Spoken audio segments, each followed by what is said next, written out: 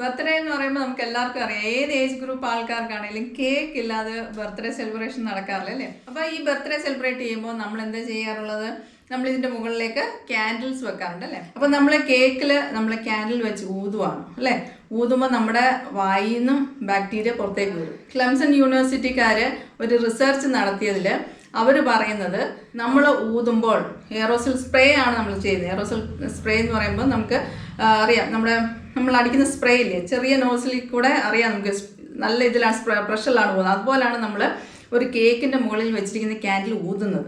1400% bacteria ഒന്നുകൂടെ പുറത്തേക്ക് വരികയാണ്. കുഞ്ഞുങ്ങൾ ബർത്ത്ഡേ സെലിബ്രേറ്റ് ചെയ്യാനായിട്ട് നിന്നു, ആ മോനോ അല്ലെങ്കിൽ ആ മോളോ ക്യാൻഡിൽ ഒന്ന് ഊതാൻ നിൽക്കുകയാണ്. അപ്പോൾ ഊതുമ്പോഴത്തേക്ക് ആ കുഞ്ഞിൻ്റെ വായിൽ നിന്നും പുറത്ത് വരും. അതുപോലെ തന്നെ അത് ഊതാൻ പറ്റിയില്ലെങ്കിൽ കൂടെ നിൽക്കുന്ന അച്ഛനോ അമ്മയോ ആരെങ്കിലും ഒന്ന് ഊതും അല്ലേ. നമ്മളപ്പോൾ അത്രയും മാത്രം ബാക്ടീരിയ ആണ് ഈ കേക്കിലേക്ക് നമ്മൾ സ്പ്രെഡ് ചെയ്യുന്നത്.